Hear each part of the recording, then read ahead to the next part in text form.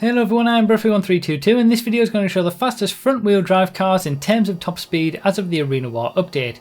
As always, the position counter is in the top left with the actual top speed the vehicle achieved in the top right, and if you're interested in the performance of all vehicles in the game, check the playlist link in the description or the pinned comment alongside the lap time testing series.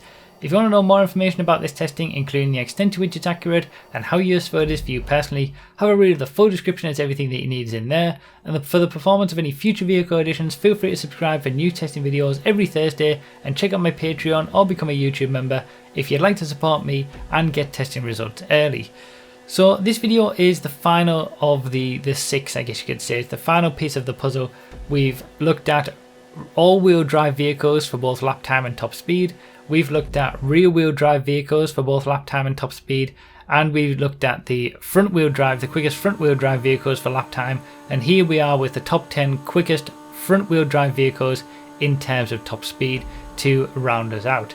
Now, as we saw in 10th place, we've got the Surge. So the Surge did so well in the lap time testing video, but is only in 10th place for top speed, and that's obviously because it is an electric car.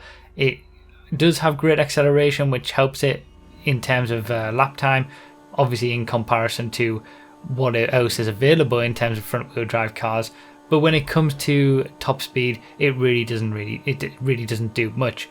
And when we're looking at most of the vehicles for front wheel drive, they're all in the compacts and sedans class. Things that aren't very quick, apart from the two Blister Compact, well, the Blister Compact and the Go-Go Monkey Blister, which are pretty much exactly the same vehicle under the hood. They get exactly the same top speeds, and they're all, those two vehicles are getting top speeds that are pretty much the same as other compact cars, like the Prairie here, 103, but only 0.3 mile per hour quicker than the Blister Compact. We've got the Issy Classic that was just below the Blister Compact, and here we've got the regular Issy in 5th place, and then we'll have the Blister as well in 4th place. All of these compact cars that are on pretty much exactly the same sort of pace as the Blister Compact. And it's still, I know I say it every time I talk about these cars, but it still baffles me that the regular Blister, which is actually quicker, as we'll see, than the Blister Compact, is in the compact class, but the Blister Compact is in the sport class when it would be perfectly balanced for that compact class. Bit of a shame, but yeah, front wheel drive vehicles are a little bit unloved. That there's only 17 cars in the front wheel, 17 front wheel drive cars out of 431, as I mentioned in the lap time testing video. The only vehicles that were missing from this list that are front wheel drive that are below the top 10 are the Dilettante, the Ingot, the Camper, the Journey, the Dock Handler, the Airtug, and the Lawnmower. So it's a bit of a shame, like I said in that lap time testing video, that we don't have more quicker or front wheel drive vehicles. Apart from the Blister Compacts, which should be in the compacts class, there's no sports cars, there's no supercars that are front wheel drive, and it's a bit of a shame because it would add a bit more interest to certain vehicles. So top 3 is, now with the Surge, being punted down to 10th place, the top 3 certainly opens up a little bit, and we've got the Acia and the Premier, which again aren't too far away from the top speeds that we've seen from the other compact cars. In the sedans class, both of these two in 3rd and 2nd places, but their top speeds still aren't very impressive, only 105 miles per hour. In comparison to our number 1 vehicle, which has remained unchanged since it was released, of the Pegali, with a top speed of 121.3 miles per hour. It's absolutely crazy, the difference, and we'll see the comparison obviously at the end as always, but the Pegali is really the only relatively quick front wheel drive car in the entire game. It's the only sport classic car that's front wheel drive.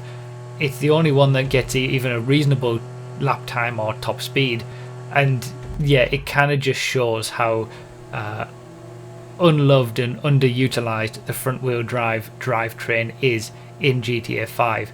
So maybe we'll get some front wheel drive cars in the future, but considering we've barely got any new ones over the last 4 years, I wouldn't really bank on it.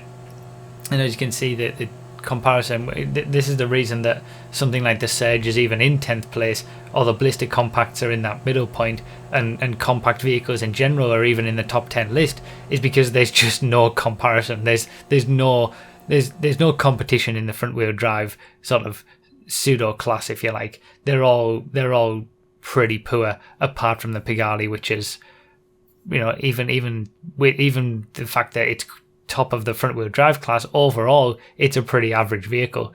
So at this point, obviously feel free to subscribe if you haven't already for new testing videos every Thursday and update videos when new cars are released, and check out other classes in the playlist and other ways to categorize these vehicles. Like I said, we've done rear wheel drive, all wheel drive versions of this video, and also for lap time as well. So feel free to check those out and click the bell icon when you subscribe and all that kind of stuff for notifications. But for this video, that's pretty much it. Remember to read the description for more info, comment with your thoughts, like the video if you enjoyed or found it helpful, subscribe for more, and consider supporting on Patreon or becoming a member on YouTube. Thank you all so much for watching, I really do appreciate it, and I'll see you next time.